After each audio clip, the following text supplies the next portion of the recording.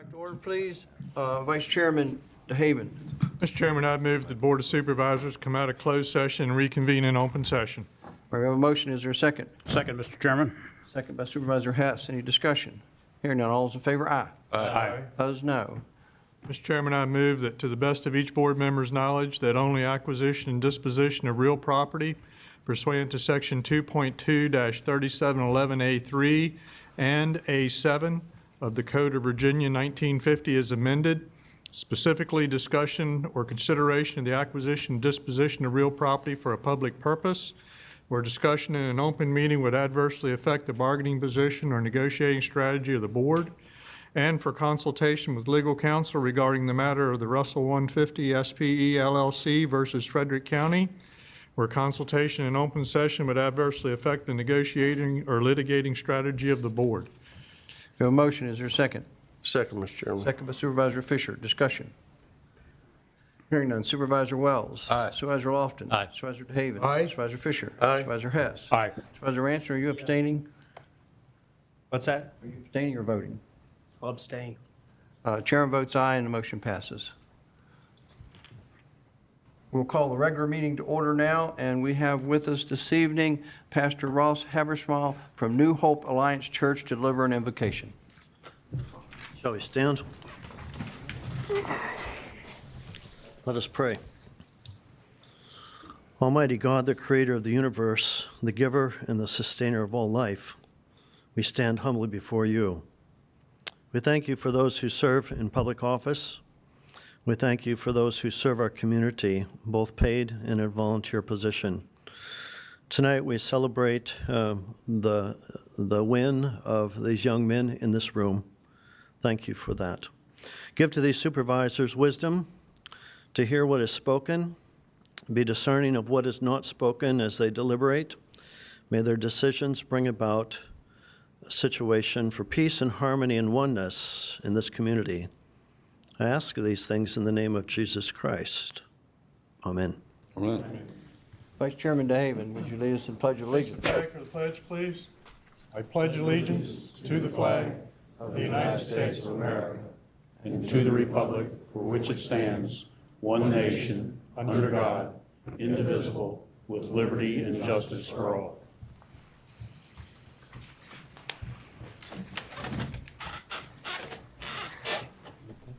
Adoption of the agenda.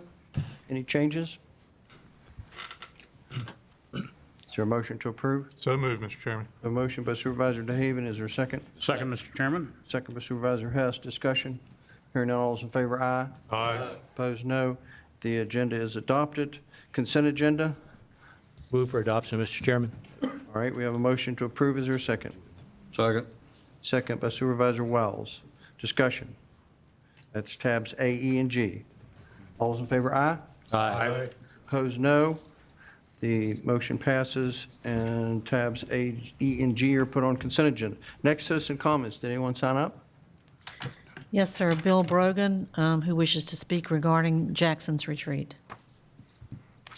Report, sir. Hi, how are you? Please restate your name, magisterial district, limit your comments to 3 minutes, please. Beg your pardon? I couldn't. Restate your name, magisterial district, and limit your comments to 3 minutes, please. Okay, I'm not sure what ministerial district. I just moved here on May 28th. My name's Bill Brogan. I live at 2363 Jones Road. Back Creek. That's, we know which one that is. Okay. And really, I wanted to just mention a couple of things that they had at the Planning Commission regarding the subdivision that they're building on top of the hill just above me. And as citizens, we're concerned about the stability of the existing wells throughout the neighborhood, that somehow they be protected. We're concerned about proper runoff throughout the neighborhood to make sure that when they do the buildings, there's not a lot of runoff everywhere. We had the promise from the builder at the Planning Commission that he said he would not use dynamite when he was doing the building process, and we'd like a confirmation that he would do that. And I know a lot of the citizens are concerned about the trees, and if they're going to leave a lot of trees around the borders of the property to kind of maintain the neighborhood, because it's a very wooded, treed neighborhood. So when you discuss the new home, the new home division that they're going to put up, that you would consider those when you discuss it with the builder. Okay? Thank you, sir. Thank you. Anyone else? Yes, sir. Blaine Dunn. Name, magisterial district, 3 minutes, please. My name is Blaine Dunn. I'm in Redbud Magisterial District. The issue I want to address, Mr. Chairman, is if the board is going to go and pass a motion or not on Mr. Ranson's suggestion for a $200 clerk. Is that going to be under discussion here? No, sir. It will not be? Okay. Then if that's not going to come up, I'll withhold my comments. Thank you. Anyone else? Sir. Board of Supervisors comments, are there any?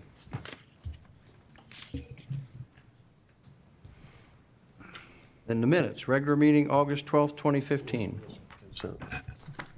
Oh, yes, consent, excuse me. I'll get with the program here in a minute. If I could get Vice Chairman DeHaven to come with me.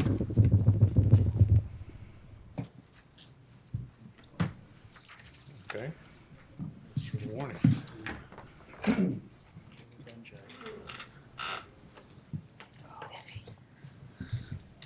If I could ask the coaches for the Frederick County National Junior League All-Star Baseball team to come forward.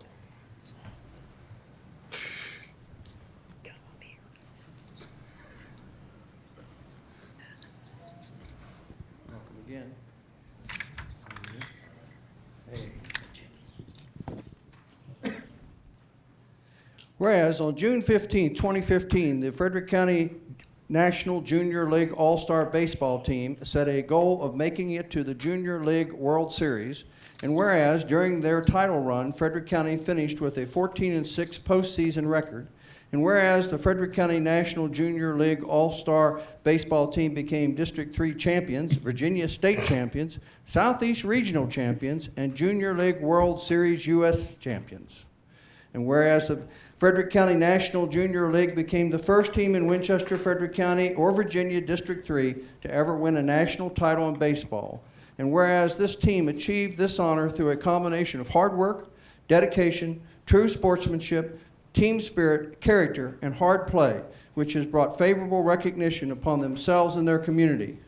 Now, therefore, be it resolved that the Frederick County Board of Supervisors offers its congratulations to the coaches and players of the 2015 national champion Frederick County National Junior League All-Star Baseball team for a job well done. Is there a motion to adopt this resolution? So moved. Supervisor Wells makes the motion. Is there a second? Second. Supervisor Lofton makes the second. All those in favor, aye. Aye. Opposed, no. Be it further resolved that a true copy of this resolution be presented to the coaches and the team and spread across the minutes of our meetings. Can we ask the team to come up too? Yeah. We're going to get Okay.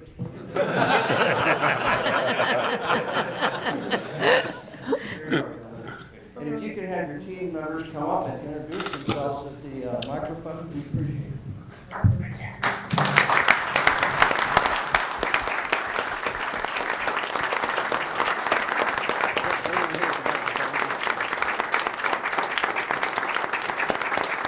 I'm Luke Churchill. Luke Churchill. David Ashby. Frank Ritter. Chris Berger. AJ Wonder. Nick Mazza. I'm Dylan Hill. Hayden Madigan. Chandler Ballinger. Michael Yusa. Nick Klein. Let's give them another round of All right.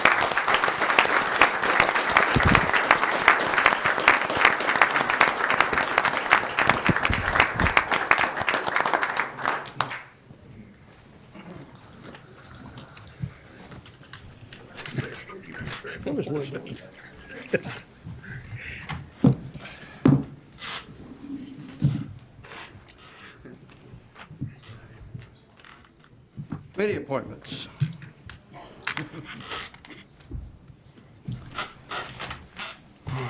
Extension Leadership Council, Redbud, are we ready? I nominate William Austin. Okay, that's the sheet that's before us. Is there a second to that? Second, Mr. Chairman. We have a second. Any discussion? Hearing none, all those in favor, aye. Aye. Opposed, no. William Austin is hereby appointed to the Extension Leadership Council. Social Services Board, Stonewall. Still looking for a candidate, Mr. Chairman. Regional Jail Authority,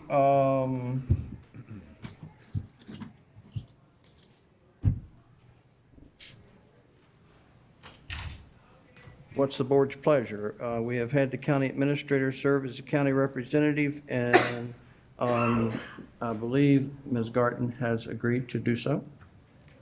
Pleasure of the board. So moved, Mr. Chairman. Mr. DeHaven makes the motion. Is there a second? Second, Mr. Chairman. Second by Supervisor Hess. Any discussion? Hearing none, all those in favor, aye. Aye. Opposed, no. County Administrator Brenda Garten is appointed to the Regional Jail Authority. Shenandoah Shawnee Land Sanitary District Advisory Committee. Not ready yet, sir. Historic Resources, Hanley Regional Library Board, Frederick County. Has she been contacted? Not eligible. She's not eligible. So we need someone? Right. All right, well, let's start looking. Economic Development Authority, Mr. Lofton's term is up. What's the board's pleasure? Would you like to reappoint Mr. Lofton? Move Mr. Lofton be reappointed. We have a motion by Supervisor Hess and a second by Second. Supervisor Fisher. Discussion. Hearing none, all those in favor, aye. Aye. Opposed, no. Mr. Lofton is reappointed to the Economic Development Authority. Northwestern Community Services Board, a county representative. I'm catching up here. I failed to read the letter.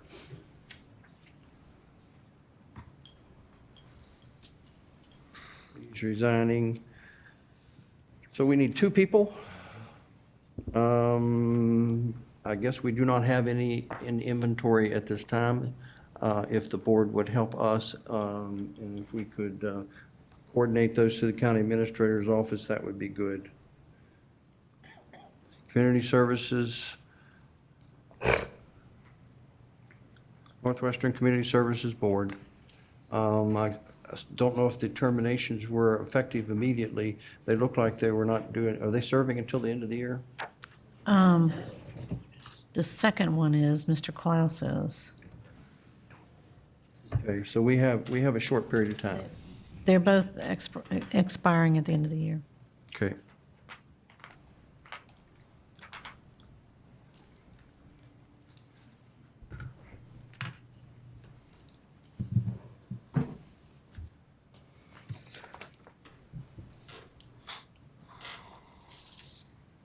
Next is a request from the Commissioner of Revenue for a refund. Yes. Who's going to introduce that? You have 5 of those. Do you want me to read them separately and consider them separately, or do you want me to do them all? What's the pleasure of the board? You want them separate or you want them together? I think separate. Separate, please. Okay. The first one is a request for a refund of $3,689.42 to an undisclosed taxpayer who qualifies for total disability directly due to military service.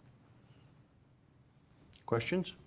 Is there a motion to approve the refund and the appropriation? Mr. Chairman, move approval of the refund and the corresponding supplemental appropriation. We have a motion by Supervisor Hess. Is there a second? Second, Mr. Chairman. Second by Supervisor Fisher. Discussion. Hearing none. Supervisor Ranson. Yes. Supervisor Hess. Aye. Supervisor Fisher. Aye. Supervisor DeHaven. Aye. Supervisor Lofton. Aye. Supervisor Wells. Aye. Chair votes aye and the motion passes. The next item is a refund in the amount of $12,752.65 for business license taxes in 2012, 13, and 14 to Greenway Engineering Incorporated due to the taxpayer paying revenue in 2 different states, paying business license taxes in 2 different states. Questions? Hearing none. Is there a motion to approve? Move approval of the refund and the supplemental appropriation. Motion to approve is made by Supervisor Hess. Is there a second? Second, Mr. Chairman. Second by Supervisor Lofton. Discussion. Hearing none. Supervisor Wells. Aye. Supervisor Lofton. Aye. Supervisor DeHaven. Aye. Supervisor Fisher. Aye. Supervisor Hess. Aye. Supervisor Ranson. Chairman votes aye and the motion passes. Next. The third one is to authorize a refund to Navitas Engineering Incorporated in the amount of $42,559.83 for business license taxes in 2013 and 14, resulting from having paid taxes in 2 different states. Questions? Hearing none. Is there a motion to approve? So Move for moved. approval of the refund and the supplemental appropriation, Mr. Chairman. Motion by Supervisor Fisher and a second by Supervisor DeHaven. Discussion. Hearing none. Supervisor Ranson. Yes. Supervisor Wells. Aye. Excuse me. Hess. Aye. Fisher. Aye. Supervisor DeHaven. Aye. Supervisor Wells now. Aye. Chair votes aye and the motion passes. Let's skip you. I need to pause here to have a moment of collection, right? Thank you, Mr. Lofton. Motion passes. Next. The fourth item is to authorize a refund in the amount of $5,735.77 to Citizens Asset Finance Incorporated for business personal property taxes for all of 2015, resulting because the item being taxed was actually not in the state in 2015. Any questions? Hearing none. Is there a motion to approve? Mr. Chairman, I move for approval of the refund with the corresponding supplemental appropriation. Motion to approve by Supervisor Lofton. Is there a second? Second, Mr. Chairman. Second by Supervisor Hess. Discussion. Hearing none. Supervisor Wells. Aye. Supervisor Lofton. Aye. Supervisor DeHaven. Aye. Supervisor Fisher. Aye. Supervisor Hess. Aye. Supervisor Ranson. Yes. Chair votes aye and the motion passes. And the last, You got one more? yes, sir. The last refund is $144,392.11 for business license taxes for 2010 and 11 to Carrier Enterprise LLC, resulting from an appeal to the commissioner's denial for a refund to the state, and the state upheld the appeal, so we have to refund the money. Questions? Hearing none. Is there a motion to approve? Mr. Chairman, I move for approval of supplemental appropriation as well. Supervisor DeHaven makes the motion to approve. Is there a second? Mr. Chairman. Second by Supervisor Fisher. Discussion. Hearing none. Supervisor Wells. Aye. Supervisor Lofton. Aye. Supervisor DeHaven. Aye. Supervisor Fisher. Aye. Supervisor Hess. Aye. Supervisor Ranson. Yes. Chairman votes aye and the motion passes.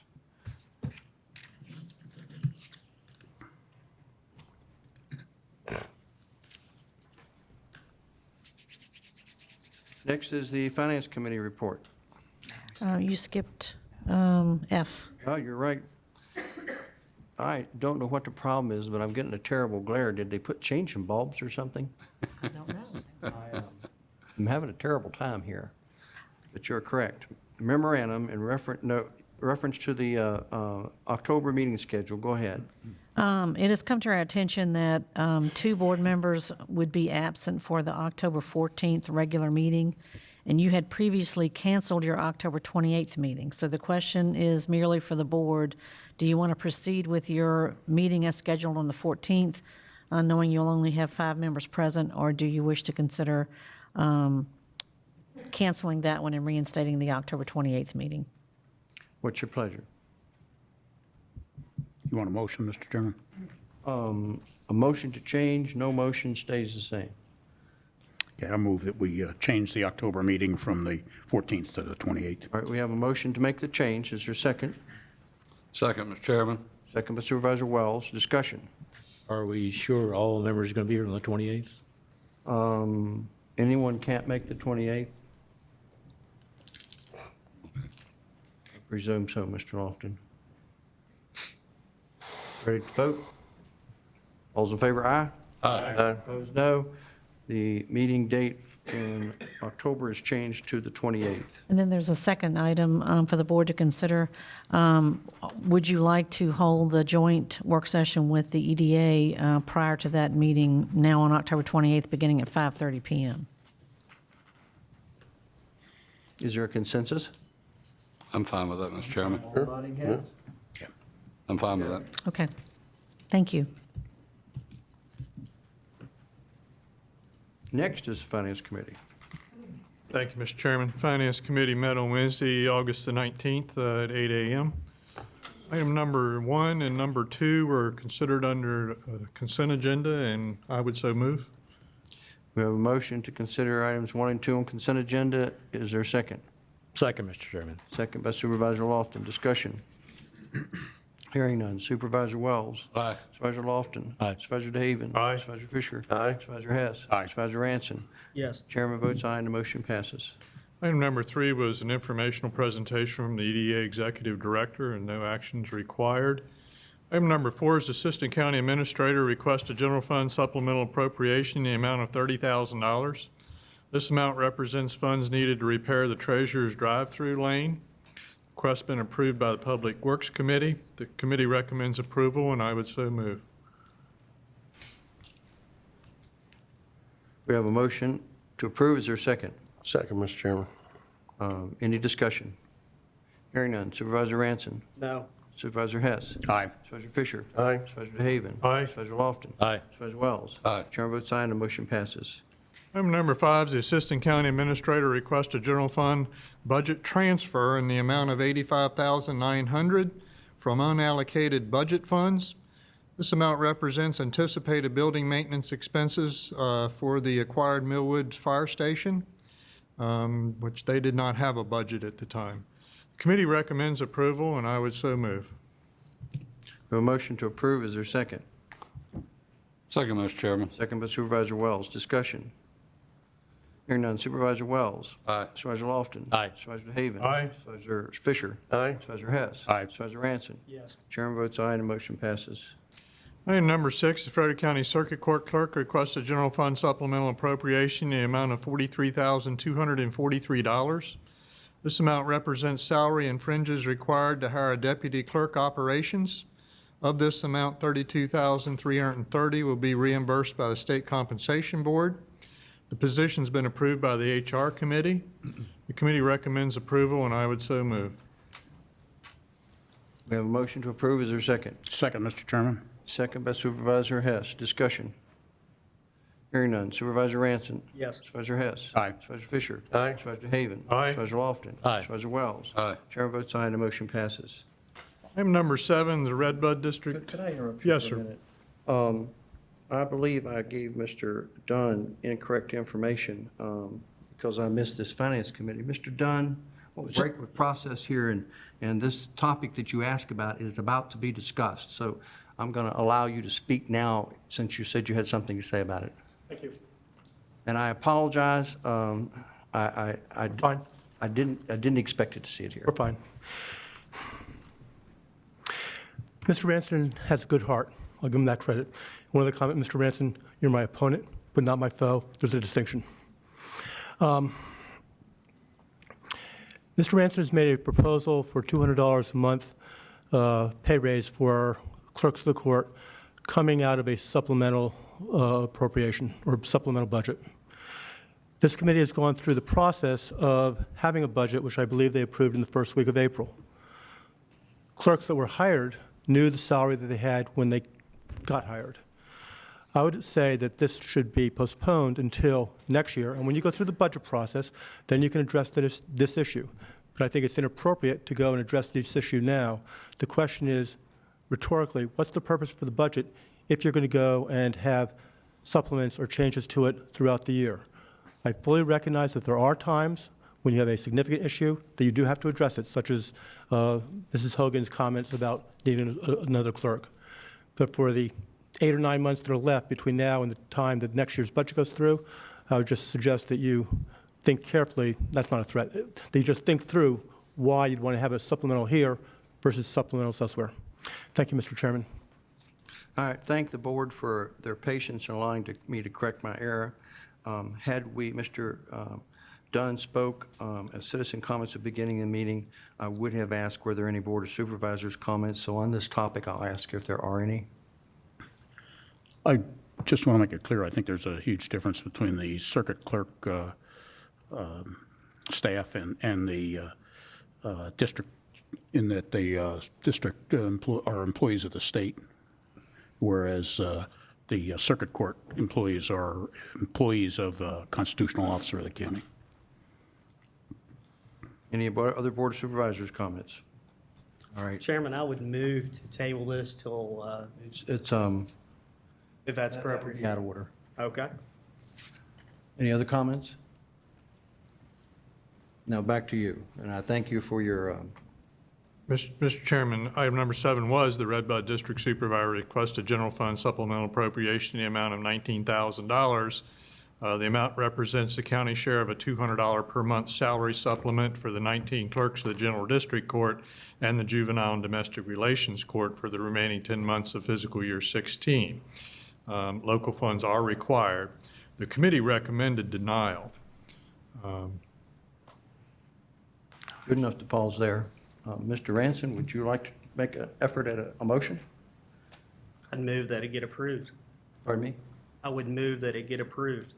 Other than table? Well, I asked to table it, and you said that was, I just wanted to get you in the right order here. oh. Which is your preference? Well, I've been requested to it be tabled to October to allow for Chief Judge Elizabeth Kellis to speak before the board, in addition to allow Ann Lloyd, the Chief Deputy Clerk, to speak before the board.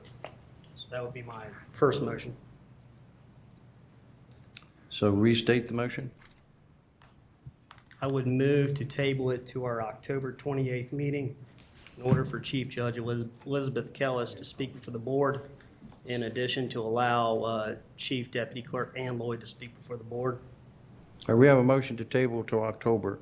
Is there a second? Second, Mr. Chairman. Second by Supervisor DeHaven. Discussion. Hearing none. All's in favor, aye. Aye. Opposed, no. No. Is that Mr. Lofton? The motion passes. Go ahead. Item number 8, the Winchester Regional Airport Authority requests a public hearing for an airport capital fund supplemental appropriation in the amount of $588,459, and a general fund supplemental appropriation in the amount of $63,818, which is the local share. These amounts represent the fiscal year 16 airport capital budget and the county contribution respectively. The committee recommends holding a public hearing on September the 9th, and we're going to deal with that issue later in our agenda this evening. Item number 9, the Parks and Recreation Commission requests the donations received in fiscal year 15 for the Play Fund in the amount of $7,384.50 be reserved, subject to future appropriations. The balance will be reduced by the financial assistance provided during fiscal year 15 in the amount of $452.25. No local funds are required. The committee recommends approval, and I would so move. We have a motion to approve. Is there a second? Second, Mr. Chairman. Second by Supervisor Wells. Discussion. Hearing none. Supervisor Wells. Aye. Supervisor Lofton. Aye. Supervisor DeHaven. Aye. Supervisor Fisher. Aye. Supervisor Hess. Aye. Supervisor Ranson. Yes. Chairman votes aye, and the motion passes. Item number 10 is the Pecking District Supervisor requests a general fund supplemental appropriation in the amount of $35,000. This amount represents an increase to the Hanley Library Board budget for fiscal year 16. Local funds are required, and the committee makes no recommendation, Mr. Chairman. All right, does the board wish to take an action?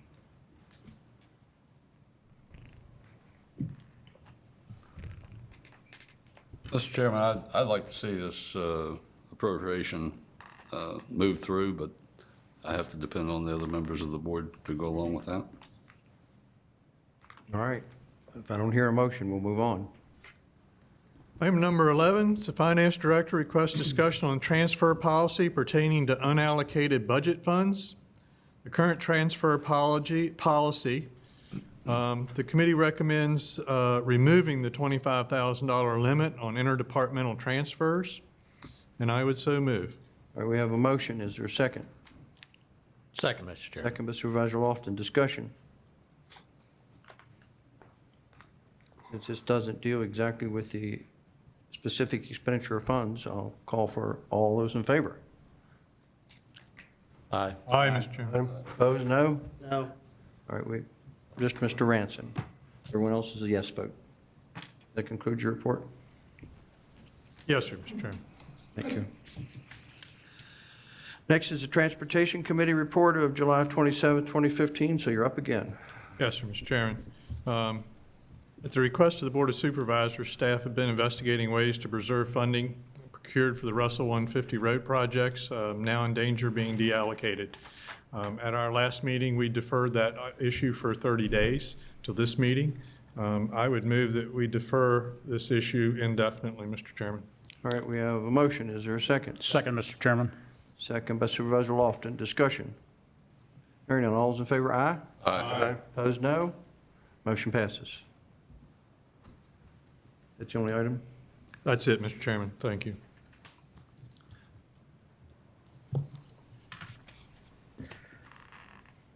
All right, our next item is a public hearing. It's an outdoor festival permit request of Cedar Creek Battlefield Foundation.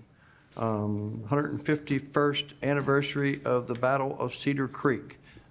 Is anyone here to speak for this?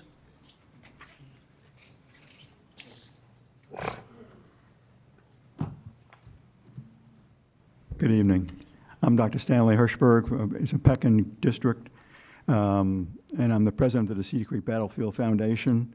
And with me is Patrick Kehoe, who's our business manager. We've been holding these reenactments for the past 25 years, and they've been a big success. I think it brings a lot of money to Frederick County, and I'd like it to continue. I've been with them since the very first organizational meeting in 1988. This will be a smaller event than the one we had last year, which was 150th anniversary, so this should be about 1/3 the size. Pat, you want to say something? Pat Kehoe, so yes, he told you I'm manager. This event has been one of the major events for Frederick County over the past 25 years, is that Right. correct? Yes. We have had the support of the community, and we hope you to pass this request again. So. I should say that we're also doing this in conjunction with Belgrove and the National Park Service. Any questions for the applicants? Thank you, sirs.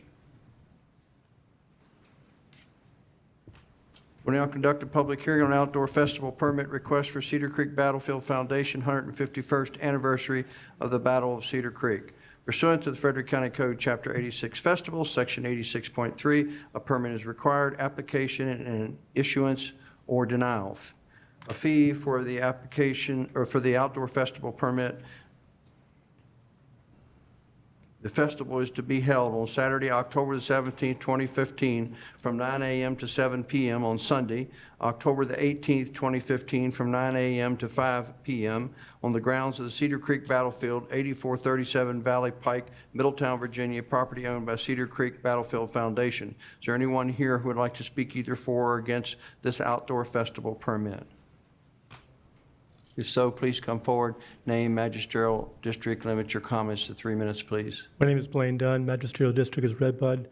I've attended these events a number of times. They are well done. They are informative. If you like history, you can learn some history there. So I'd recommend or suggest that you vote yes. Thank you. Anyone else?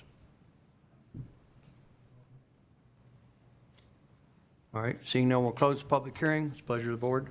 Mr. Chairman, since these have been very successful events, very well run by the organization, I see no reason not to approve the application of the Cedar Creek Battlefield Foundation for an outdoor festival permit for the 151st anniversary of the Battle of Cedar Creek. All right, we have a motion. Is there a second? Second, Mr. Chairman. Second by Supervisor Wells. Discussion. Mr. Hearing Chairman. none. Supervisor Ranson. Yes. Do you have a comment? Did you say? Said yes. Okay. I just want to point out again, as I did at the last meeting, that my reading of the ordinance, that this festival permit would not be required in this situation. I'm certainly not opposed to it and willing to vote for it, but I do know we have requested that the Code and Ordinance Committee take a look at this ordinance, not only the wording, but how we're currently applying it. Great. Any other discussion? Sorry, I didn't hear you. All right, now we'll vote. Supervisor Ranson. Yes. Supervisor Hess. Aye. Supervisor Fisher. Aye. Supervisor DeHaven. Aye. Supervisor Lofton. Aye. Supervisor Wells. Aye. Chair votes Aye, and the motion passes. The outdoor festival permit is approved. Next is another public hearing for an outdoor festival permit request of Jim Bowie. Ian Herger? Did I get close? Honor you are, sir. Pardon me? It's honor you are, sir. Come on up, because I'm going to call for you. Celebrating our nation's warriors, and I apologize for the It's not a problem, sir. pursuant to the Frederick County Code, Chapter 86, Festivals, Section 86.3, permit required, application, issuance, or denial. Festival will be held on Saturday, October the 3rd, 2015, from 10 a.m. to 6 p.m. on the grounds of Groves, Winchester, Harley Davidson, 140 Independence Drive, Winchester, Virginia, property owned by Jubilee LLC. And you are the applicant? Yes, sir. Would you like to introduce your festival? Yes, sir. The Honor Yard Rally, it's a hard name to say. I'm an Operation Iraqi Freedom combat veteran, and it took me a long time to come around and realize that I had post-traumatic stress when I came home. And I tell you, all the government systems in the world that they have don't help. The one thing that does help is being around other veterans and celebrating the fact that we are warriors and being around a patriotic community like you have here. It's the one thing that the rest of the country longs for, but you've got it. And so I've never done something like this before. I do own my own consulting firm now. My knees are too blown out to carry anybody over my shoulder anymore. So now what I do is I go around and help businesses and government agencies. But I decided, hey, let's try to throw this thing down here in Winchester, Virginia, where patriotism is still alive. People still love America and love our nation's warriors. So we're trying to have this event. We're trying to have up to 1,000 people. If we get to 1,000 people, I'll be delighted. We've never done it before. The Redskin cheerleaders are going to come out and support it. We got a couple bands coming out and donating their time to support it. We're going to have a police escort. Well, if you approve it, we'll have a police escort and motorcycle ride from the dealership to the Sportsplex, where we'll show a movie called Project 22 that basically draws attention to the fact that we're losing 22 veterans a day in this country to suicide. And that doesn't count Texas and California because they don't report their rate, so about 32.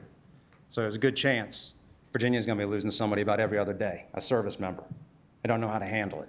You know, I think our country forgot how to celebrate our veterans during Korea. World War I and II, we did a real good job.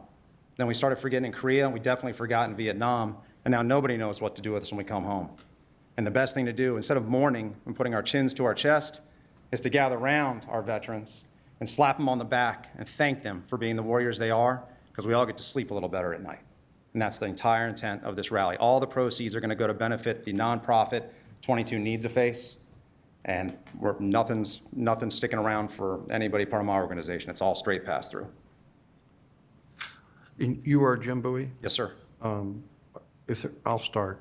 You mentioned that your proceeds go to a nonprofit. Did you identify that? Yes, sir. 22 Needs a Face. Okay. I believe they're in the application. Okay. Just wanted to get you repeated. Sure. Yes, sir. Questions? All right, thank you, sir. Thank you. Cool. We'll now conduct a public hearing on an outdoor festival permit request of Jim Bowie. Iron Jar Honor you are, sir. Those are the Vikings who die and go to Valhalla. Rally, celebrating our nation's warriors. It took me about 2 days to get it right, too. Pursuant to the Frederick County Code, Chapter 86, Festivals, Section 86.3, the festivals be held on Saturday, October the 3rd, from 10 to 6 on the grounds of Groves, Winchester, Harley Davidson, 140 Independence Drive, Winchester, Virginia, property owned by Jubilee LLC. Is there anyone who would like to speak either for or against this festival permit? Seeing none, we'll close the public hearing. What's the pleasure of the board? Move for approval, Mr. Chairman. This is done at Groves, Winchester, Harley Davidson, and they know how to do it, and I think Mr. Bowie picked a good place to have it. We have a motion to approve. Is there a second? Mr. Chairman, as a veteran of Vietnam, I'd like to second the motion. We have a second by Supervisor Hess. Discussion? Hearing none. Supervisor Wells. Aye. Supervisor Lofton. Aye. Supervisor DeHaven. Aye. Supervisor Fisher. Aye. Supervisor Hess. Aye. Supervisor Ranson. Yes. Chairman votes aye and the motion passes. Next is a public hearing on the proposed school bond financing by the Board of Supervisors of Frederick County.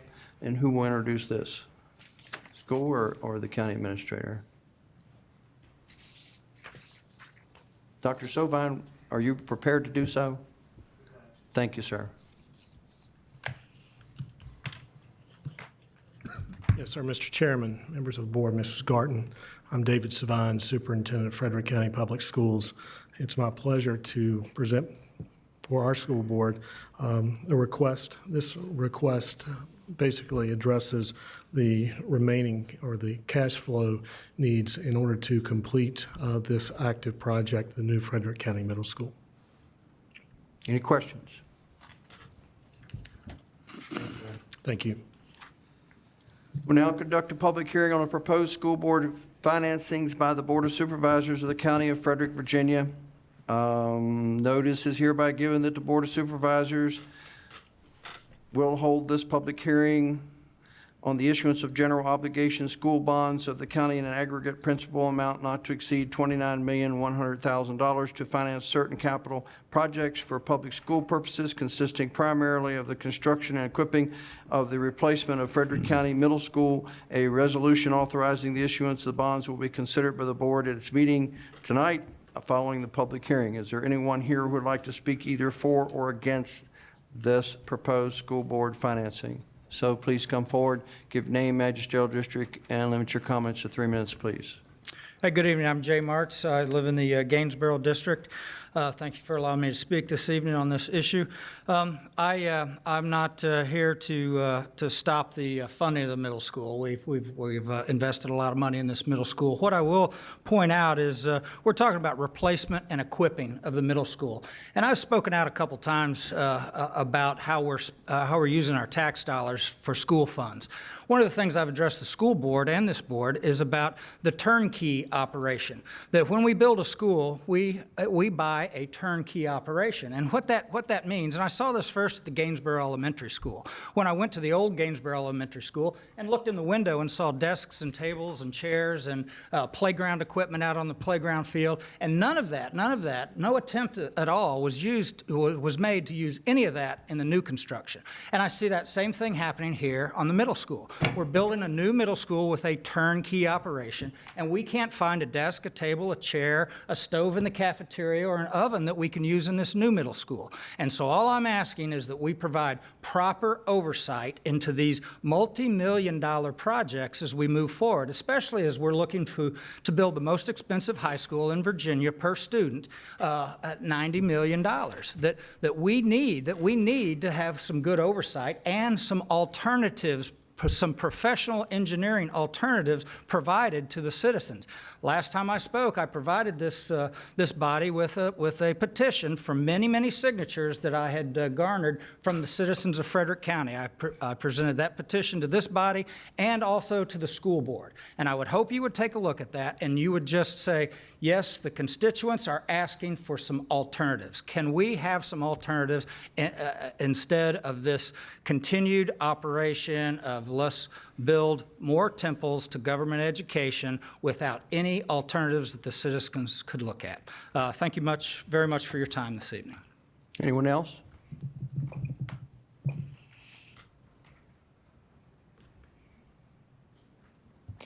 Good evening, gentlemen. Sean Graber from the Back Creek District. I'd like to thank the board for the opportunity to speak before you this evening. Gentlemen, I believe we're headed down a slippery slope. We've voted several times on the capital improvement plan in the last several years to build 3 schools in excess of $160 million. And in fact, on July 8th at the board meeting, you voted to continue for the site development design for the 4th high school.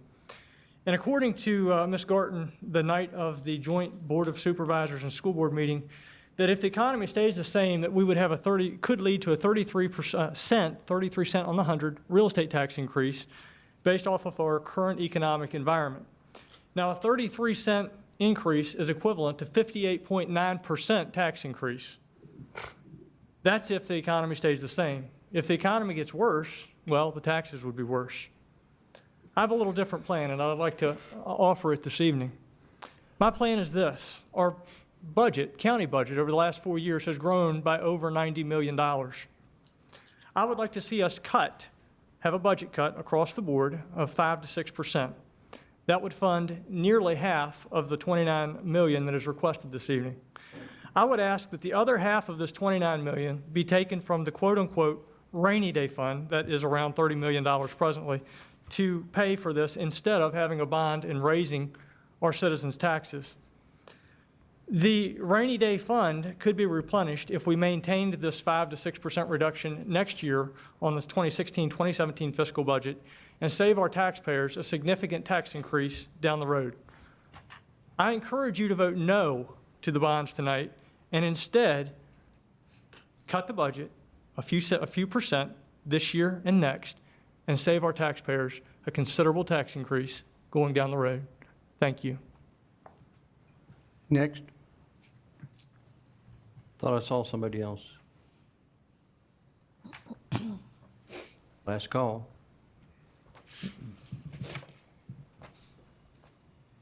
My name is, sorry. My name is Blaine Dunn. I'm from Redbud District.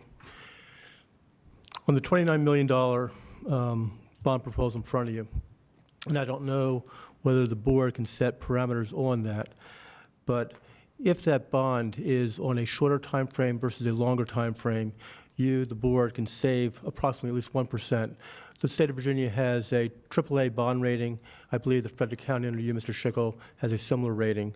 And so with that type of a rating, you have the possibility of getting a much lower rate.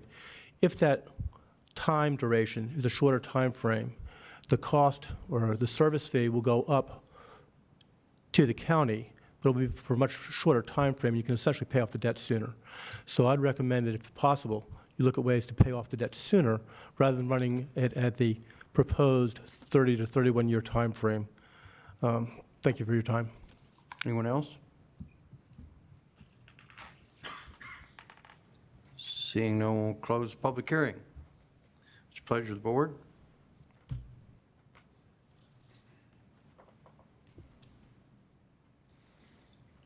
Chairman, I move for approval.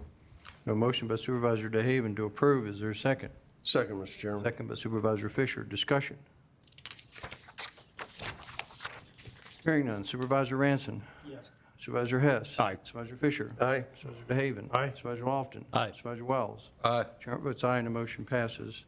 Next is another public hearing on amendment to the 2015-2016 fiscal year budget pursuant to Section 15.2-2506 of the Code of Virginia 1950. As amended, the Board of Supervisors will hold this public hearing to amend the fiscal year 2015-2016 budget to reflect Airport Capital Fund supplemental appropriations in the amount of $3,588,459 and a general fund supplemental appropriation in the amount of $63,818 local funds. These amounts represent the fiscal year 16 airport capital budget and the county's contribution respectively. Is there anyone here who would like to speak either for or against these amendments to the 2015-2016 fiscal year budget?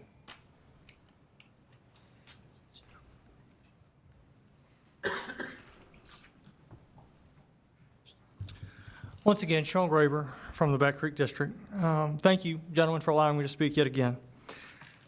Just have a serious concern here again. It would appear that this group, the Airport Committee, has a serious spending problem. This is the second special appropriations that this organization has requested in the past 6 months. And it is my belief that they have two options.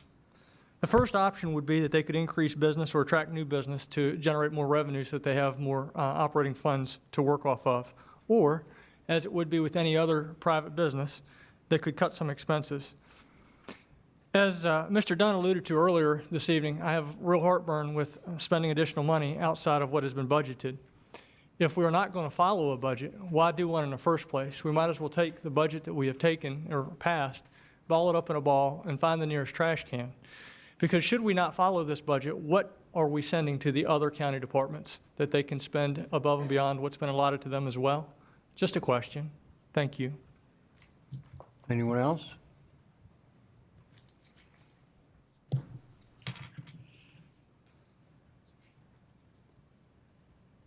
Good evening, Mr. Chairman. I'm Rennie Manuel. I'm the Executive Director and Manager of the Winchester Regional Airport, and I would just like to clarify for the record that this is our actual annual budget request for capital outlay for capital improvements at the Winchester Airport. These are not for operating funds in any way, shape, or form. They're only for capital improvement projects. We have not had our FY16 capital budget appropriated, and this is part of our actual annual process. Of these funds, actually 90% comes from the FAA, 8% comes from the Department of Aviation, and 2% local money. Of the 2% contribution that is required to match federal and state grants, the county's proportion of that is 75.1%, equaling $63,818. The rest is from the city of Winchester in the amount of $21,152, and their contribution amount is 24.9% of the local share. And I'd be happy to answer any questions that you may have at this time. Thank you.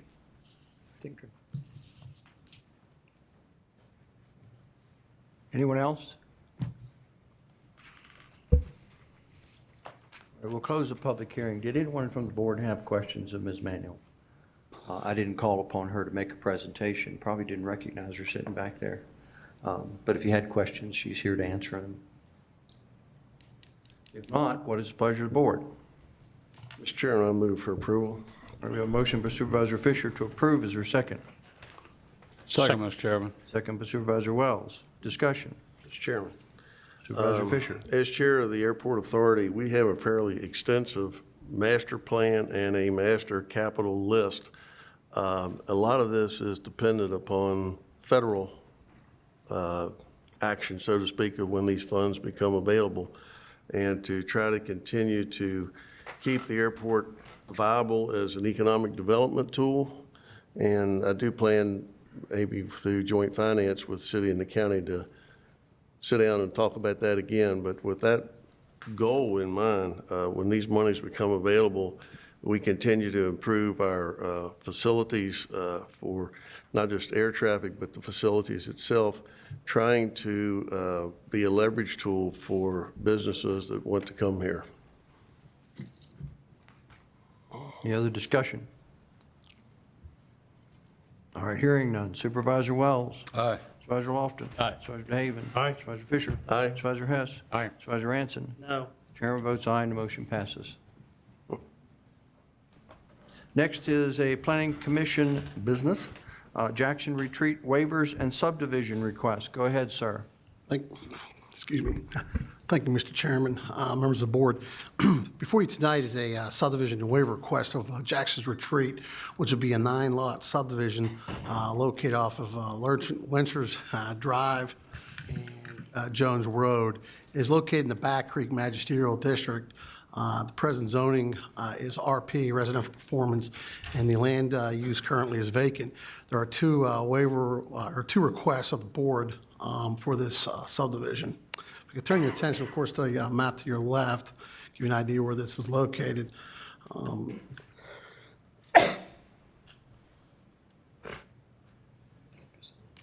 This is the Lynchers Drive, and of course, this is Jones Road.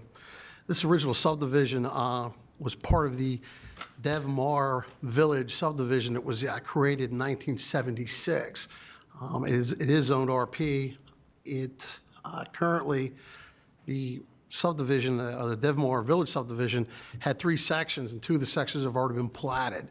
This is the final section. It's 24 acres total, and there'll be 9 lots on this parcel. There's sort of the aerial photograph that kind of shows you what the area looks like right now. The proposed subdivision of 9 lots with the dimensional requirements of a single-family detached rural traditional housing type. And this housing type has a minimum lot size of 100,000 square feet. The lots 2 through 9 will be accessed via new public road that the applicant for the subdivision will have to put in, and that will intersect with Lynchers Drive. Lot 1 will have direct access on Lynchers Drive. If I could show you this is the, let me blow it up just a little bit so you can see a little better. This is the layout that is proposed right now in the 9 lots. Again,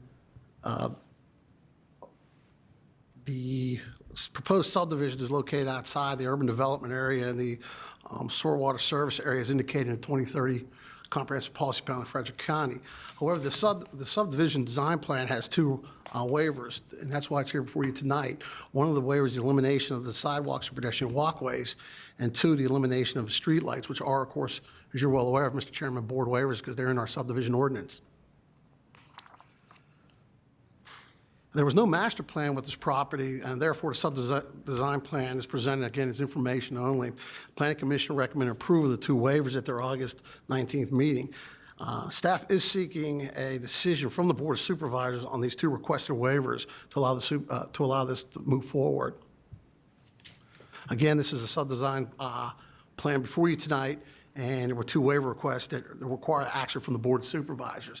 For the record, Mr. Darren Foltz, whose project this is, here to answer any questions any board members may have, and I'll try to answer any questions that you may have, Mr. Chairman. Thank you. Staff?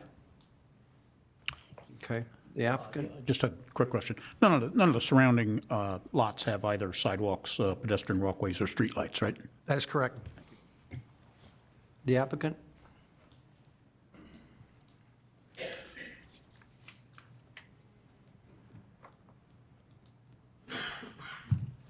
Good evening. I'm Darren Foltz. I'm representing the project tonight. I'll answer any questions that you have. Questions? Mr. Chairman.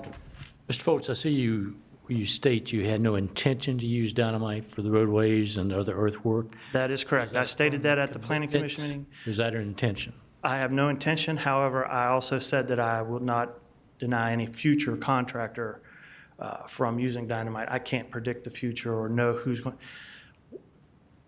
The lots could be sold over time. I'm talking about your involvement with building roadways and access I've already to the contacted my lots. contractor about it and have no intention of using dynamite.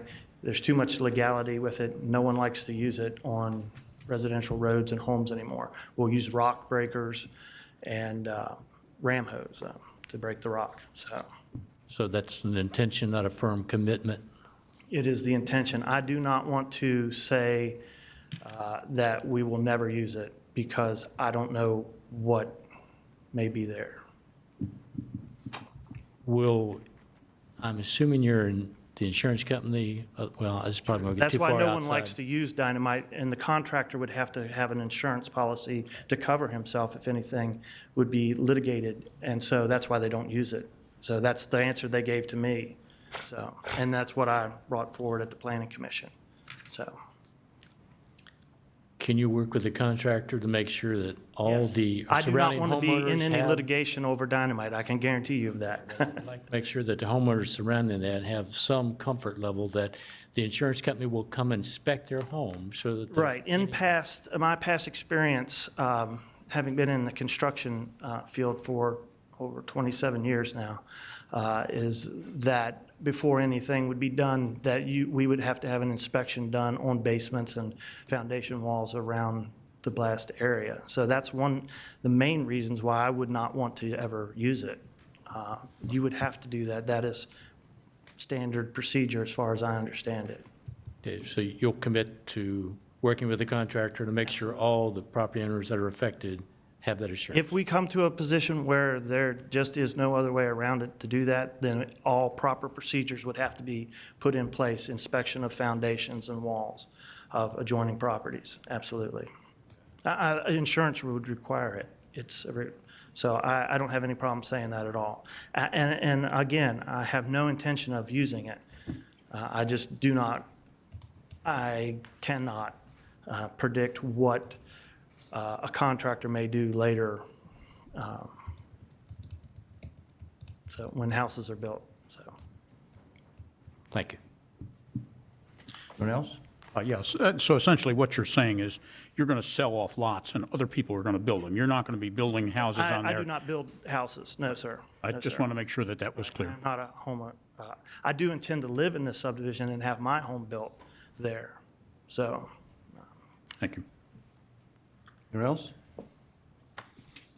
You are already rezoned. You already could develop your property. Yes, we're only here to ask for a waiver. You're here tonight to ask for 2 waivers. Why are you asking for them? To fit in with the people around us, the subdivisions, yes. I didn't want to assume that I knew. I wanted you to tell me. We're doing everything we can to fit in with the existing homes there. We're taking basically their covenants and using that as our covenants for square footage and materials to build homes.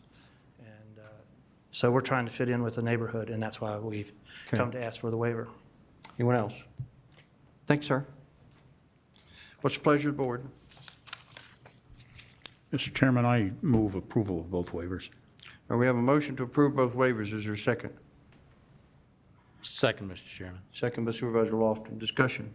Mr. Chairman, I second that because I do believe that with curb and gutter and sidewall could actually increase the amount of runoff that the subdivision would produce. And so I think in keeping with the character of the existing homes and roadways and the fact that it would reduce the runoff, that these waivers are probably in line with what should be done. Any other discussion? Hearing none, all those in favor, aye. Aye. Opposed, no. The motion passes. The two waivers are approved. Next is a discussion on Hyatt Run Condominium Master Development Plan. Go ahead. Thank you, Mr. Chairman, members of the board. This is a proposal to develop 12 acres of land in zoned RP Residential Performance District with 8 garden apartment buildings. Now, the property is located near Stevenson on the northeast corner of the intersection of Martinsburg Pike, which is Route 11, and McCann Road. Now, the proposal is for a total of 120 units with a total density of 10 units an acre. This is the location map for the property. The two subject properties are outlined in black here, or in red. Martinsburg Pike runs along the frontage in this area here, and you have McCann Road right there. Now, this is sheet 2 of the master plan that was included in your agenda. Really, it shows the 2 access points, the locations of the buildings, and the recreational units. Now, the Hyatt Run development will have 2 unsignalized entrances on Martinsburg Pike. They will be dedicating right away for Martinsburg Pike as well as McCann Road, and they're also constructing a 5-foot sidewalk along Route 11. Now, as I stated, the master plan also shows the recreational units as well as the road efficiency buffer along Martinsburg Pike. Now, while the land uses proposed on this plan are inconsistent with the Northeast Land Use Plan, the subject properties are currently zoned RP Residential Performance. I would note that the residential zoning on these properties has been in place since the original Frederick County zoning maps from the 60s. The subject properties are also located within the sewer water service area, so they do have access to public water and sewer, and garden apartment is a permitted housing type within the RP district. So the master plan for the Hyatt Run condominiums is consistent with the requirements of the zoning ordinance, and it is in a form that it is administratively approvable. So tonight, this master plan is presented as an informational item only. There's no action required on the plan. So I'd be glad to answer any questions, and Mr. Tim Painter is here on behalf of the application. Questions to staff? Thank you for the presentation. Next is a discussion on ordinance amendments, self-storage facilities in the RA Rural Area District. Are you handling that? Yes, sir. Again, thank you. This is an ordinance amendment to include self-storage facilities, as you stated, as a conditional use in the RA district. Currently, self-storage is a permitted use only in the B2, B3, M1, and M2 districts, so really only the commercial industrial districts. This was a request for the DRC to review the proposed use. Since it requires limited infrastructure, such as water and sewer, it was requested to be looked at because it may be appropriate in the RA district on a case-by-case basis. So some of the additional standards that are shown in the amendment that would be placed on the CUP, in addition to the existing supplementary use regulations currently in the ordinance, those address landscaping. The additional proposals are for the development to conform to all B2, which is the Business General District standards. That would be your paving, striping, landscaping, and that all the development must have access onto a paved state-maintained road. So the DRC and the Planning Commission both discussed the proposed amendment at their August meetings, and they sent it forward for further discussion. So with that, I'd be glad to answer any questions, and we are seeking direction from the board as to whether this is ready for public hearing. Thank you. Questions to staff? Supervisor DeHaven. Just one, I was curious why we were proposing to require the B1 standards when we permit them by right in all the other classifications. What if they happen to be located next to M1? 2 would, it seems like the B1 requirements would be out of place at that point. For parking and landscaping purposes, the B1 and the B2 and the M1 and the M2 districts are all very similar. It's still the paving requirements, striping, landscaping, they're all very similar. Okay, good. So if this self-storage facilities were approved in an area under a conditional use permit, if they violated the terms of the conditional use permit, They would be back before you for possible revocation if they didn't fix their issues. thank you. The only thing I can think of is cell towers.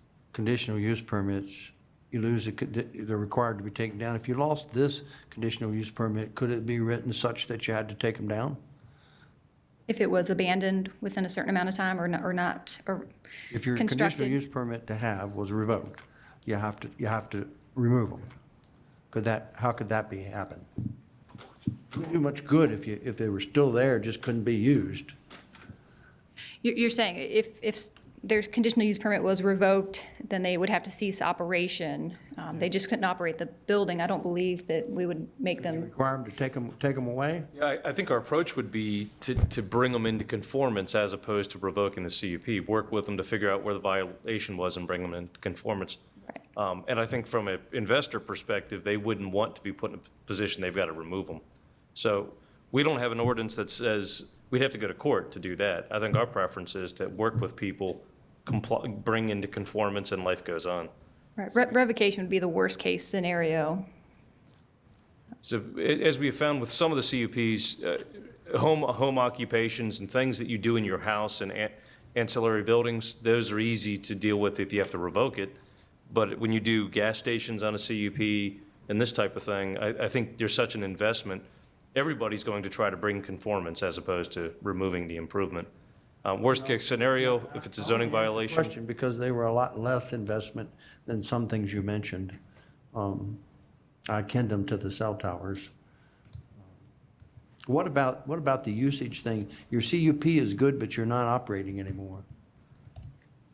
Well, I mean, the CUP. Runs with the land. They always run with the land. So if a current owner ceased operation and then it was sat dormant for a number of years, a new owner could then come in and resurrect the business and operate it again.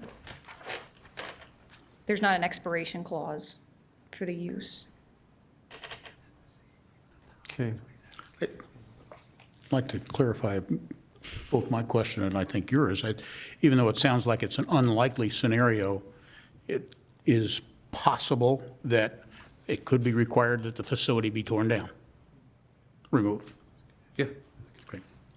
You could make it a condition if you want it to be clear up front, and then we don't have to deal with the court proceedings. We'd certainly, like, the tower has the CUP condition Right, that says if you will remove it if you abandon the tower after 12 months. I mean, it just seems like in this particular case, if you allowed a conditional use permit to have the activity, which required some facilities, for whatever the reasons, the owner don't want to fool with it anymore. If you stopped using them, you just wouldn't want them there. Right. But you could retrofit them. I mean, within conditions, though, we always do a set list of conditions. One of the possible conditions could be if the business ceases operation for, 12 to 24 months, the condition could then state that the CUP expires and the buildings would need to be torn down. I was basically just exploring the question. Yes, sir. It wasn't like I had much of an opinion yet. I don't know if that means that I'm ready for a public hearing or not. Maybe I can get there by then, but it was the kinds of issues I guess I was wondering about. Any other questions of staff?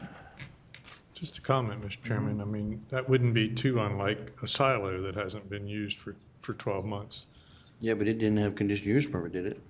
No. All right, but we're still talking about RA. Whole buildings. Yep. Yeah, that's true. Other questions, staff? All right, the request before us is this text amendment that would enable this as a conditional use permit ready for public hearing. It's the board's feelings. Mr. Chairman, I would move to send it on to public hearing. We have a motion to proceed with public hearing. Is there a second? Second, Mr. Chairman. Second by Supervisor Wells. Discussion. Mr. Chairman, Supervisor Fisher. I don't mind this going to public hearing, but there's something about this that I'm not in favor of it at this point. If somehow this doesn't seem to fit into the rural areas, I still think the B2, B3, M1, M2 is more proper location for these types of facilities.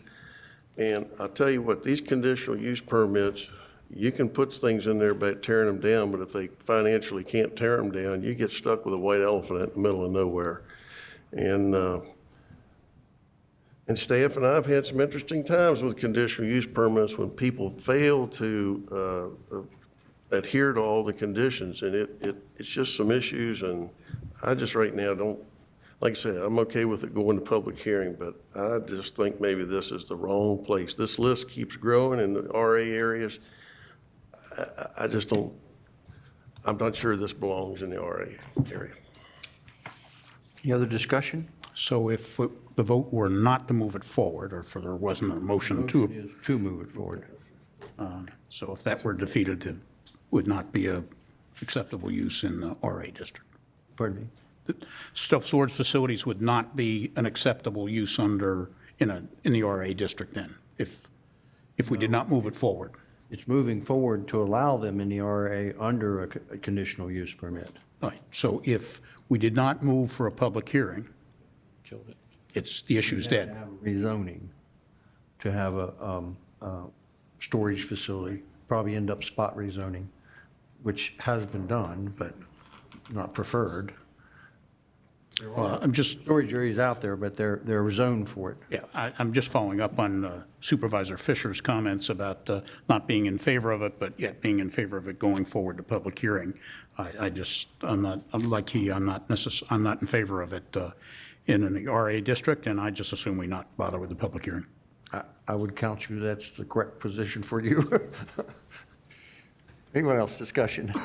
Supervisor Lofton. Mr. Chairman, I'm not sure that I would say that I was in favor of this, but I certainly would like to hear from the citizens out there as to what their thoughts are on this. I do have some reservations about this, but I have no problem moving it forward to public hearing because I would like to hear the conversation that's going to take place. Any other discussion? We do have to do a roll call on this one. Supervisor Wells. Aye. Supervisor Lofton. Aye. Supervisor DeHaven. Aye. Supervisor Fisher. Mr. Hess has convinced me, no. Supervisor Hess. No. Supervisor Ranson. Yes. Chairman votes yes, and the motion passes, and we'll go to public hearing. Interesting. Next is a discussion on other ordinance amendment variance requirements. You're up again. Again, thank you. During the 2015 session, the Virginia General Assembly passed amendments to the Code of Virginia pertaining to the operation of local Board of Zoning appeals. Changes to the zoning ordinance are now required to be compliant with the revisions to the Code of Virginia pertaining to Board of Zoning appeals and the standards by which the Board of Zoning Appeals reviews variance applications. Now, the specific changes include, first, there's a revised definition for variance. Second, the administrative appeals section has been updated to be consistent with the Code of Virginia. The determination, what that change states is that the determination of the zoning administrator shall be presumed to be correct, and the burden of proof falls on the applicant to rebut the presumption of correctness. Third, within Section C, variances, the term previously used was unnecessary hardships. That has been replaced with the phrase unreasonable restriction on the utilization of property. And there are some other minor revisions included that just reformat the text to be consistent with the code changes. So with that, I would be glad to answer any questions. We are seeking direction from the board as to whether this is ready for public hearing. Questions you. to staff. Supervisor Lofton. Do we have a choice in this matter? No, sir.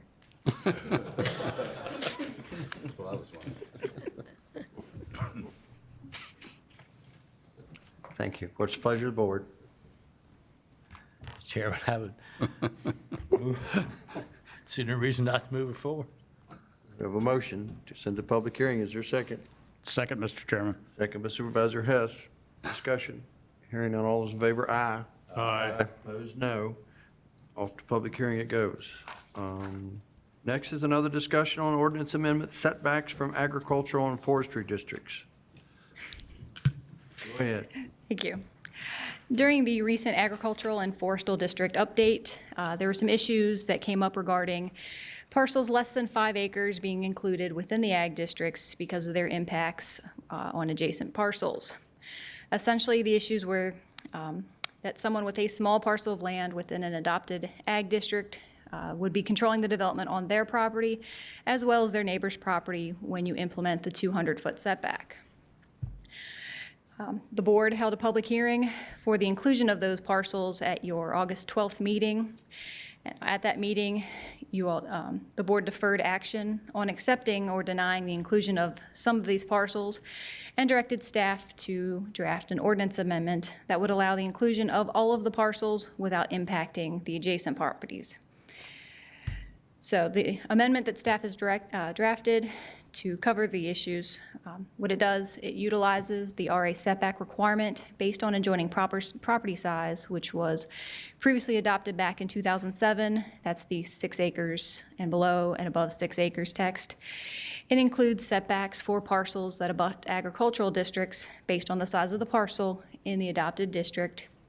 What it states is that the parcels within an ag district that are 6 acres or less would require a 50-foot setback, and parcels over 6 acres would require a 200-foot setback. So this is the table that was included in your agenda. The first 2 items are currently adopted text, which is the standard 6 acres or less, more than 6 acres, the 50 and 100-foot setbacks. The third and fourth are the agricultural and forestal districts, the 6 acres or less, 6 acres or more than 6 acres, the 50 and the 200. And then the last one is the standard orchard setback, which isn't changing because that is regardless of parcel size, is a 200-foot setback. That's currently adopted. So the Planning Commission discussed this amendment at their August 19th meeting. They forwarded the amendment forward for further discussion by the board. The Development Review and Regulations Committee, DRC, discussed this at their August meeting. The DRC recommended a change from the 6 acres to the 2 acres, while the Planning Commission agreed with the 6 acres. So really just a quick note about the 6 acres versus the 2 acres. By allowing a 50-foot setback on parcels 6 acres or less, you're protecting the rights of about 104 adjacent parcels, which would have previously been impacted by that 200-foot setback. However, if you only apply the 50-foot setback to the 2 acres or less, you're only protecting the rights of 24 parcels while leaving the rest still greatly impacted by the 200-foot setback. So with that, staff is seeking direction from the board as to whether it's ready for public hearing, and furthermore, which option the board would like to go with, whether it's the 6 acres or less or the 2 acres or less. With that, I'd be glad to take questions. Questions for staff? First of all, I'd like to thank staff for the work that you've done on that. And I would be in favor of the 6 acres or less with the 50-foot setback. Thank you very much for the work you've done. Anyone else have a question?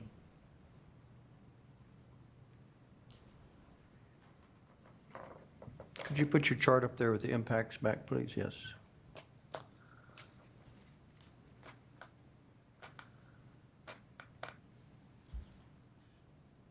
Any other discussion? If you don't have any questions, or, I'm sorry, questions. If you don't have any questions, then do you have a motion? Mr. Chairman, a little more discussion for staff, if I may. Certainly would like to see agricultural protected. And I saw where we had a problem with lots, small lots, that are not used for any agricultural purpose, that could actually control what their neighbors were allowed to do. And so I thought that needed to be changed, and like Supervisor Wells, I commend you for your work on this. However, I look at, if I've got my land in forestry, do I need a 200-foot setback?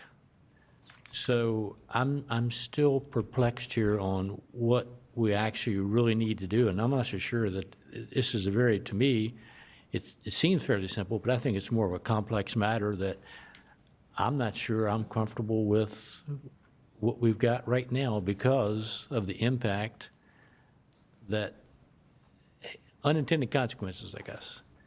Like I said, I don't want to see someone's small parcel control what several other parcels may be able to do on their property, but yet I look at if I'm promoting agriculture and I'm promoting forestry as a way to preserve the land, maybe those two aren't even within the same, I was going to say, within the same house, because, like say, a forestry district, if I'm just going to use my land for timbering, do I really need a 200-foot setback to protect that?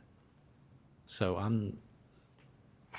I appreciate your work, but I'm not quite where I'm comfortable The with. additional setbacks, it's really just one of the added benefits for being in the ag district, whereas if, you could still be in land use, but you don't have to be in the ag district. If your property, say, is used for forestry and you're not in the ag district, then it's only a 100-foot setback. However, if you opt for inclusion in the ag district, you get bumped up to a 200-foot setback. Is there an alternative to having an ag and forestry district? In other words, other ways to promote and protect farmland and other land that we want to set aside, not used for development? Are there any other vehicles or mechanisms that we can use to do that without having these districts at all? Because I've heard some people say about just getting rid of them altogether, that it's an archaic practice. It's not really meant for today's type of farming, because someone could have actually a 2-acre parcel of land and really do agriculture on there because of the methods used in farming nowadays. So again, I'm kind of conflicted here as to whether or not we're at a point where I'm comfortable with where we should be.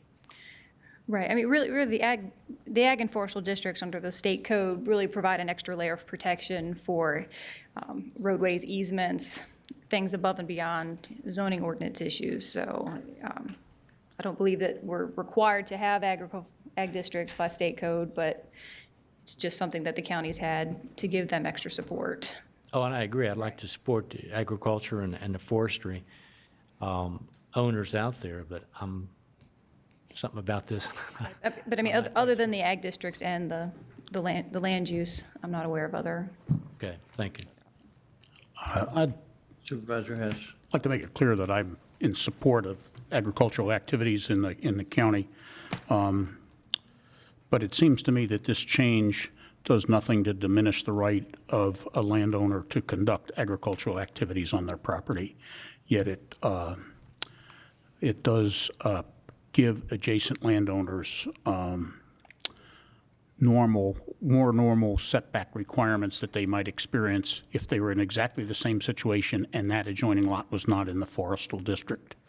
And I think the agricultural property owner needs to consider that they certainly wouldn't want a residential adjoining lot to restrict their ability to provide or to conduct agricultural activities within 200 feet of the other property owner. I think this is a reasonable accommodation. We also are under some time constraint with the postponement of the action on the remaining lots that were brought forward. If there are any other changes that can be made, as I think Supervisor Lofton is alluding to, these certainly can be done in a more leisurely manner to ensure that we examine this in a very measured way. So I would certainly act in speak in support of the changes that you've recommended, and I too add that you've done an excellent job in a very short period of time. Thank you. Other questions? All right, since I'm not really sure if you're ready for public hearing, and if you go to public hearing, you've got two choices. We'll go for a motion, presumably to send to public hearing with one or the other. Or we could pick between 2 and 6 and then do public hearing. Trying to find the most expeditious manner here. Mr. Chairman, I'd like to make a motion that we go forward with the public hearing with the 6-acre provision. Second. All right, you have a motion and a second. Discussion. This is for public hearing, right? Public hearing. Right. No discussion. All those in favor, aye? Aye. Opposed, no. 6 acres.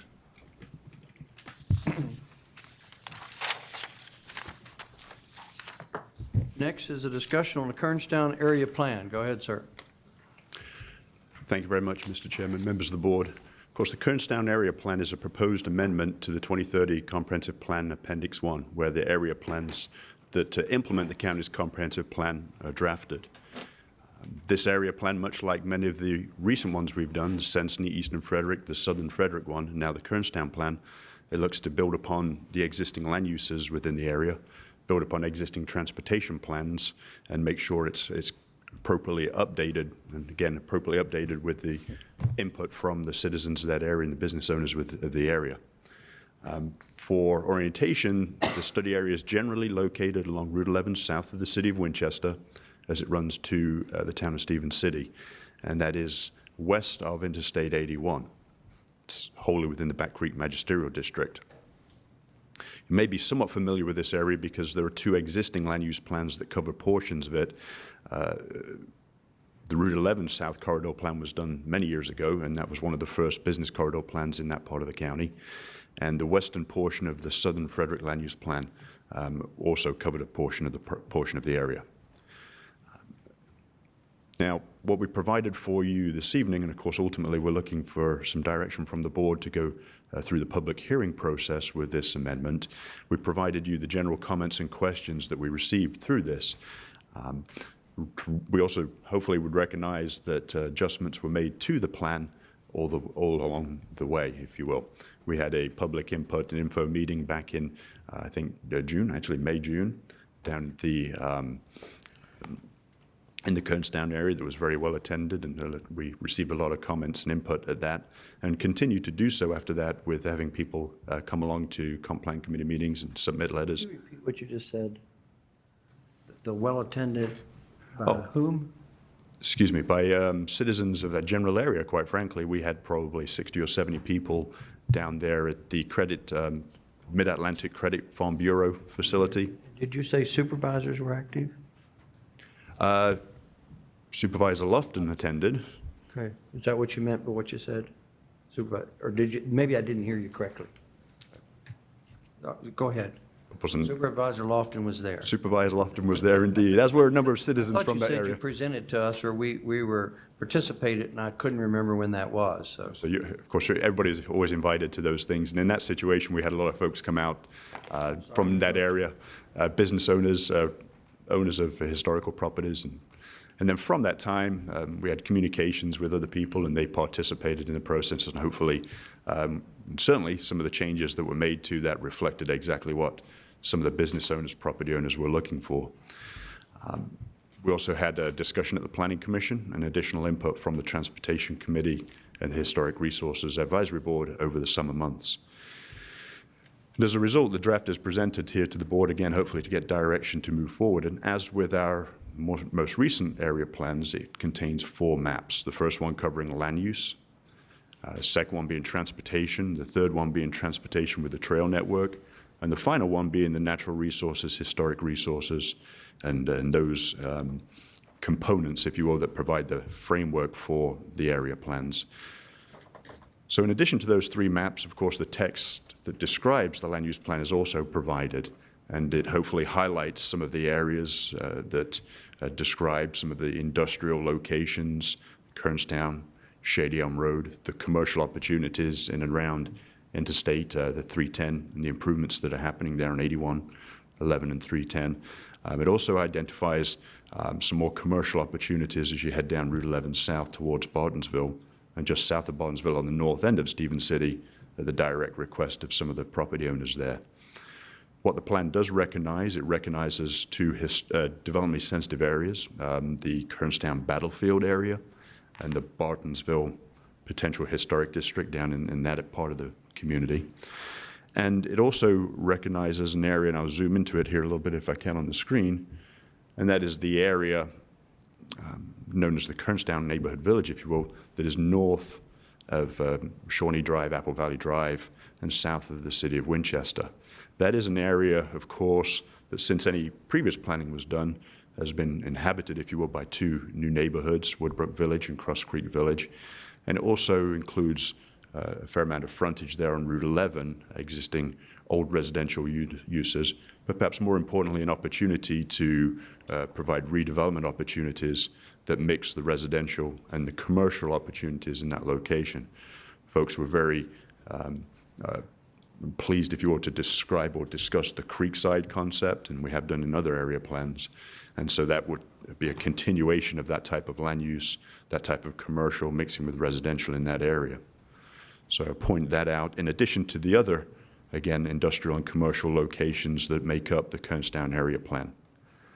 As I move from that first map to the second map, which deals with transportation, I want to point out that there are no proposed changes to the transportation network from what is currently in the county's plans and the long-range MPO planning efforts. So the transportation remains the same. Some additional trail connections have been added to link those areas, the city of Winchester, Stevens City, Route 11.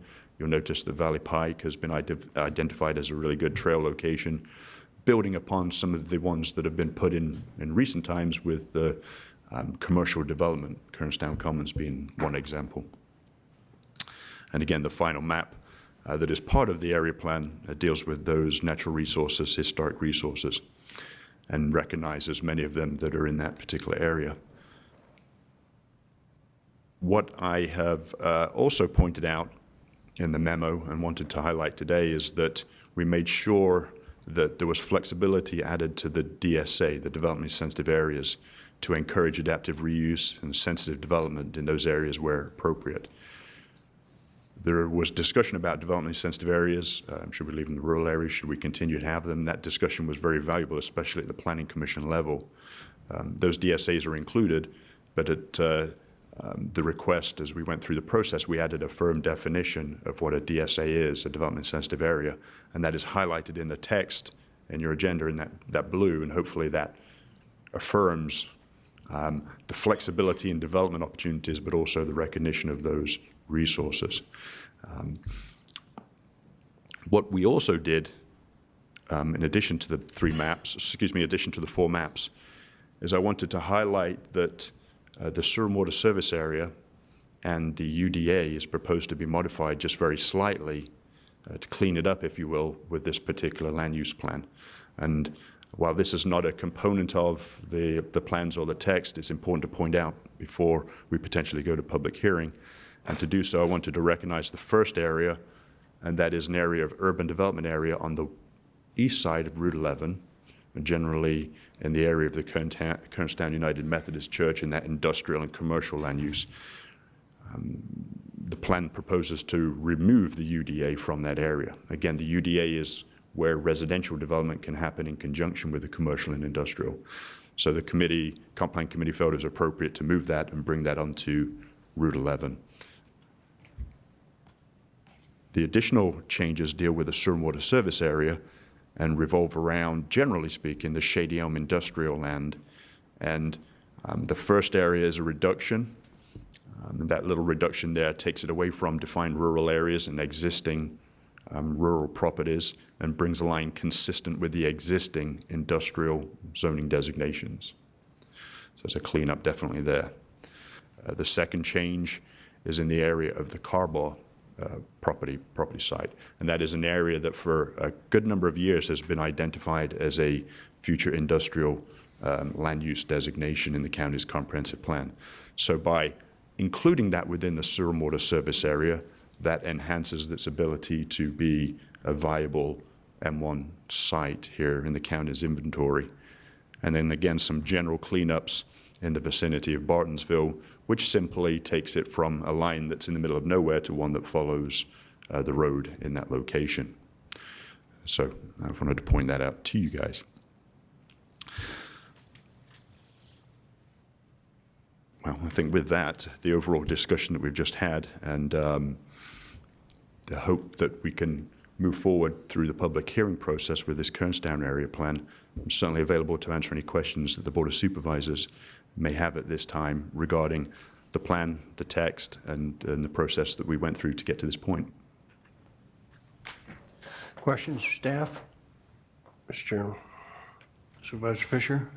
Really, on the first map that you showed, just some clarification. It's on the west side of 11, it's south of Renaissance, and it's north of the urban or the rural areas of Bartonsville. There's that square with the cross hatching, and it shows looks like a road coming in, making a left-hand turn with a dead end. Is that the church site? Yes, sir, and it's identified as institutional because that is exactly the church site right in that location. Key to determine what that was. I thought that's where the church was. Thank you. You're welcome. Questions? Well, board could certainly do whatever it wants to do tonight, but Friday to Wednesday was not enough time for me to gather up my thoughts to provide them for input in case staff was interested in them before a public hearing. So that's kind of where I am. The words, the verbiage, some of it troubles me. So, but what's your pleasure?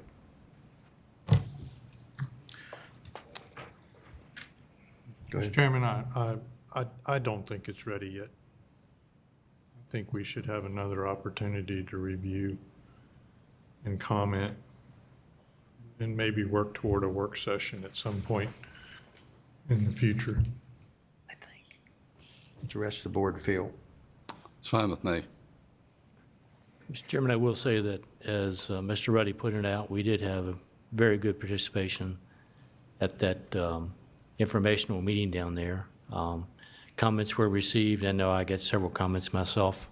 I think staff has done a good job of incorporating those comments into this draft plan, but I don't know that there's any sense of urgency to rush through this. So if it takes more time to get it right, it takes more time to get it right.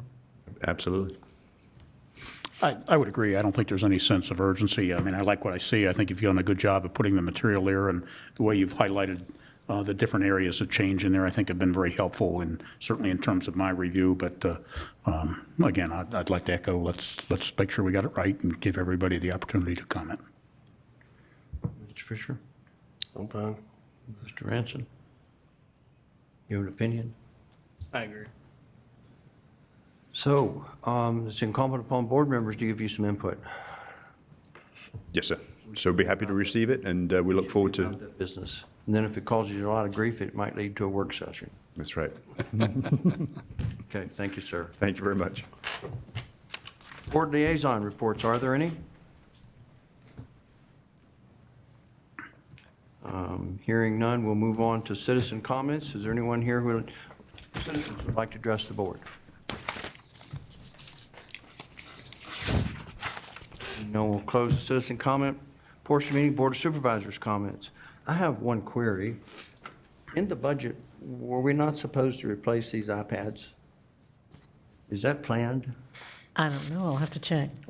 It wasn't, it was, Fouling up. it was there. It's about half the time tonight was a blank screen, and Okay. I'm thinking it might be nearing its end of its life.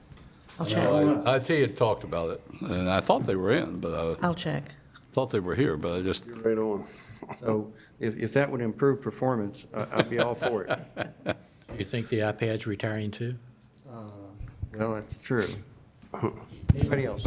I do have one thing, Mr. Chairman. I was contacted by a school teacher, David Madison. He's a 12th grade governmental teacher at Shenandoah High School, and he's very interested in having his students learn more about Frederick County government, local government, and had thrown out the idea of a field trip, although he's not sure exactly how that might work and what we might be able to help him with. And I'm searching for some guidance from county administrator or other board members. When I call him back, I told him I would get back to him after I'd spoken to you all and find out who he could deal with, maybe with HR or with our county administrator. Want to tour local government facilities? He wants his 12th grade government students to learn more about what the county does, what the Board of Supervisors does, what each of the departments do. I wish we had, Bob, that presentation where we could send it Service to learning them project, yep. on each one of our departments, because that would be great. And maybe that's something, I'm just saying, do I go to HR, do I go to the administrator? How would you all like for me to work with that? Supervisor Lofton? Mr. Chairman, if I may, Mr. Madison also got in touch with me. Good. He sent a proposed program. Oh, okay. And I was going to take that and give it to the county administrator to see how that could be fit in. I'd prefer it head in that direction and let her. I have some experience with some local government day activities, and I have some ideas. Okay.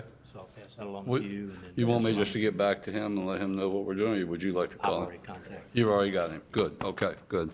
Now, this is not a competition for the service learning, I don't suppose. No, I don't No, think so. I don't think so. No. All right. Anything else? Mr. Chairman, Supervisor Fisher? I want to share some thoughts of mine with the whole board rather than trying to contact each one individually. It has to do with the estimated construction budget on the fourth high school. Over the last several months, I've met with county school staff, and I've also talked with 3 of the board members. I was able to meet with their architect. I got to look at some of the schematic plans. And I just want to share with you some of my thoughts. Nothing is final here, but I shared these thoughts with school staff and 3 of the board members. At the 91.3 or whatever it was, the total cost, breaking down the project cost, the construction of the facilities was about $75 million. I had some comments for the architect. I think they can reduce that by 10%, maybe round that 7.5 up to about $8 million, which would bring it down in the $83 million range. I also have spoken with our staff, as well as the school staff, about some of the site work having to do with a couple of roundabouts and 4-lane roads that I see totally unnecessary for school buses and school traffic, and they tell me that's about $1 million. So we're getting down, in my opinion, this is my opinion, around $82 million. And I just wanted to share with you that I have shared these thoughts with school staff. Now, where we're going to end up, I don't know, but I'm giving you my opinion where I think we might be. The other thing I did ask them to look at, which would be an additional expenditure, has to deal with site work and athletic fields. I think they should look at synthetic turf. I know it's an expensive venture, but I also know what the maintenance is on grass fields for athletics. So I've asked them to look at that and see what the benefits would be in that long term. So that could be a potential add, but I told them I really thought they should look at that. I just wanted to share those numbers with you where I am at this point. No means by being final, but I think it's where we can get to. So that's what I wanted to share with you. Questions, Mr. Fisher? Appreciate your comments. Any new topics? Supervisor Hess mentioned earlier about some additional work on the agricultural district adjacent properties and code and ordinance. Is in fact something before code and ordinance? No, that wasn't agricultural districts, that. Festivals. Festival permits. Festival permits, excuse me, I'm sorry, you're right. Is it before code and ordinance? It's not yet. It's on our list. It's on its way. It certainly wasn't anything urgent. It just looks like it's I was not aware of it, and I thought I better ask because I want to make sure it is. it came up at the meeting, and I think you referred it to code and ordinance. I did. And certainly, there's nothing pressing on it. It's just that this is a situation that's evolved over the years. The festival permit that come. The pieces. It's there, that's enough. There are 2 issues that you've asked us to look at. One is the interpretation of the ordinance, and the second is, does the ordinance itself need to be revised? Right. All right, now that was solved, then I'll get back on track. Mr. Laughlin mentioned, you did comment on his. Do we want anybody else to do any more work on the properties adjacent to the, or is this a thing we're doing in steps and we'll get past this next step and then we'll see? I'm just asking questions. I think we've got a short time frame, and the way we're going, assuming it gets to the point where we are at public hearing and approve the. Mr. Lawrence, did you see a next step, or was this the only step you were aware of? No, I think what Mr. Hess was just saying is our plan of attack. We'll take what you suggested tonight, the 6 acres. We'll take that through the public hearing process. We'll look at some other features, see if there's anything else we can do to honor and respect and protect agricultural activities. But the target is, I'm really inquiring about is anybody expecting anything? And if so, can we make that known, was all I was fishing for. You weren't expecting anything else, or you were? I think Mr. Lawrence has a good plan of action there. I'm comfortable with that. I think what we're doing now will get us through the short term, but still long term, I think there's still things we can study on that and see if there's any improvements can be made. Yeah, I would think after we go through this next public hearing, there's still going to be like 24 properties that maybe we might want to look at just because they were there before. But that's no rush to get there. yeah. Just trying to get everybody on the same page, not trying to create more work for you. Based on your direction last month, you tabled action on adding properties to the ag districts to your November meeting. So we will bring public hearing for the ordinance amendment as well as an action item regarding addition of those 5-acre tracts to the ag districts at your November meeting. And I have some comments I need to pass along to the staff that I've gotten over the last month. Okay. Okay. Any other board supervisors' comments? Mr. Chairman, if I can follow up on your inquiry about the iPads, we do have iPads in, so I will get with IT and we'll coordinate with board members to do the swap out. Thanks, sir. Just like that. Another learning curve. Chairman, I move we adjourn. No motion to adjourn, is there a second? Second, Mr. Chairman. Second by Supervisor Fisher. All those in favor, aye? Aye. Opposed, no. Meeting adjourned.